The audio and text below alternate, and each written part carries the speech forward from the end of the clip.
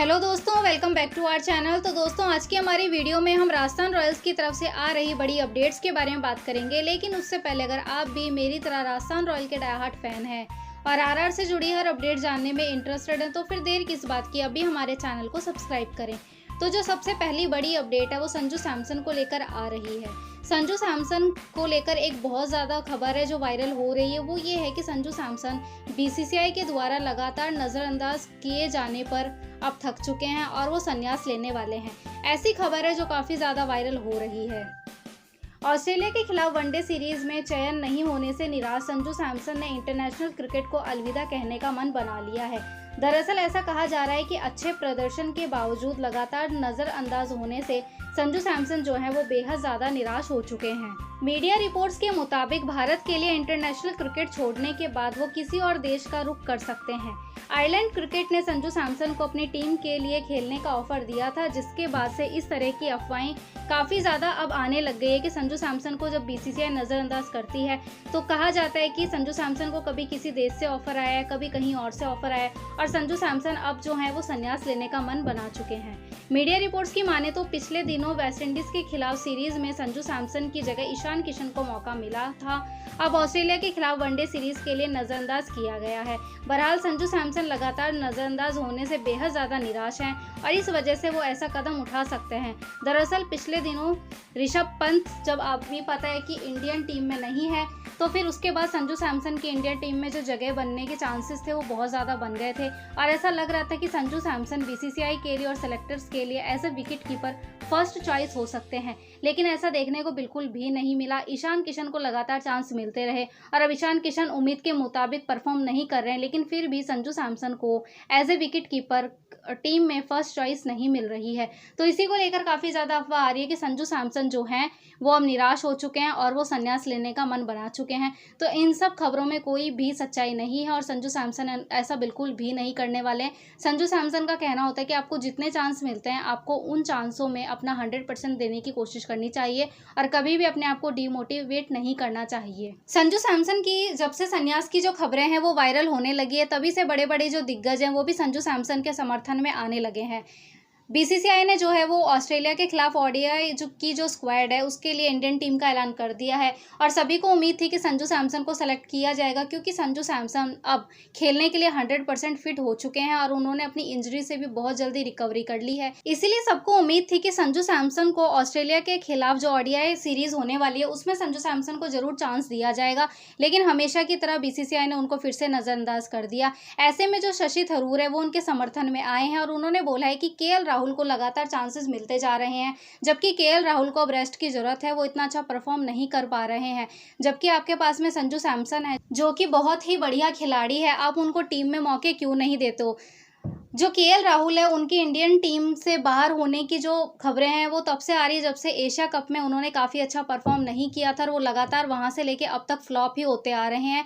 तो ऐसे में सभी का कहना है कि जो खिलाड़ी अभी फ्लॉप हो रहा है उसको थोड़ा रेस्ट देना चाहिए और उसकी जगह जो दूसरा खिलाड़ी है उसको चांस देना चाहिए। तो इसीलिए शशि थरूर जो हैं वो संजू सैमसन के समर्थन में आए हैं और उनका कहना है कि केएल राहुल को थोड़ा रेस्ट देना चाहिए था और संजू सैमसन को ओडीआई सीरीज में सेलेक्ट करना चाहिए था। वही दोस्तों, जो अगली बड़ी अपडेट आ रही है वो राजस्थान रॉयल्स के पूर्व स्पिनर अजीत चंडेला को लेकर आ रही है। अजीत चंडेला पर 2013 में स्पॉट फिक्सिंग के मामले में लाइफ टाइम का जो बैन था वो लगा दिया गया था, जिसको अब घटाकर 7 साल का कर दिया गया है। इससे पहले श्रीसंत और चौहान पर भी बैन लगाया गया था।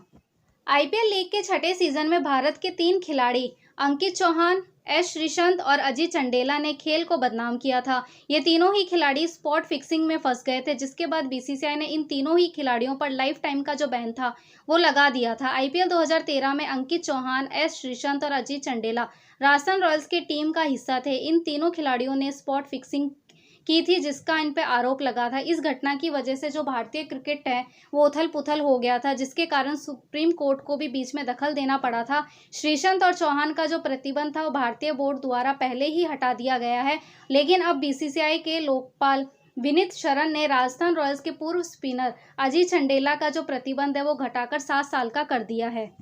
बीसीसीआई के लोकपाल विनीत सरन के सजा कम करने के फैसले से अजीत चंडेला का जो बैन है वो पिछले 18 जनवरी को ही खत्म हो गया था, लेकिन अब वापसी के लिए वो तैयार भी हैं। 2017 में केरल उच्च न्यायालय से 2013 के आईपीएल स्पॉट फिक्सिंग मामले के बाद श्रीशांत पर लगाए गए आरोप पर बीसीसीआई के आजीवन प्रतिबंध जो है उसको फैसले को पलट दिया गया था। श्रीशांत ने बैन हटने के बाद क्रिकेट में मैदान पर वापसी की, लेकिन उनका जो इंटरनेशनल स्तर पर वापसी का जो सपना था वो अधूरा रह गया। जबकि चौहान मुंबई में अपनी क्लब टीम में लौट आए हैं। अंकित चौहान और एस श्रीशांत के बाद अब अजीत चंडेला को भी बैन से फ्री कर दिया गया है। तो अब ये देखना काफी ज्यादा दिलचस्प होगा कि वो मैदान पर कब वापसी करते हुए हमें दिखाई देते हैं।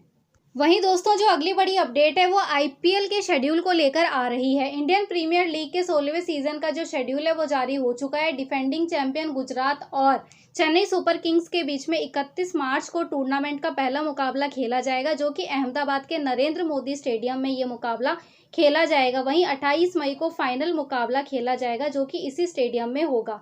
अब अगर मुकाबले की बात करें तो 59 दिनों में 74 मुकाबले होंगे। 59 दिन चलने वाली इस टूर्नामेंट में 10 टीमों के बीच कुल 74 मुकाबले खेले जाएंगे। हर एक टीम 14 मैच खेलेगी, 7 अपने घर में और 7 विपक्षी टीम के घर में। 10 टीमों के बीच लीग स्टेज के 70 मुकाबले होंगे। लीग स्टेज के बाद पॉइंट्स टेबल पर टॉप 4 टीमें प्लेऑफ के लिए क्वालिफायर करेगी। इस मुकाबले में 18 डबल हेडर होंगे। टूर्नामेंट के 18 डबल हेडर होंगे, यानी 18 बार एक ही दिन में 2 मैच होंगे।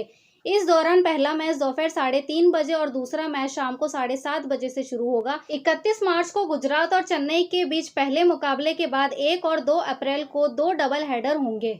इसके बाद प्लेऑफ मुकाबलों की जो तारीखें हैं वो तय नहीं है। लीग स्टेज के मुकाबलों के बाद प्लेऑफ के 4 मुकाबले होंगे। पॉइंट्स टेबल की टॉप 4 टीमें प्लेऑफ में पहुंचेगी।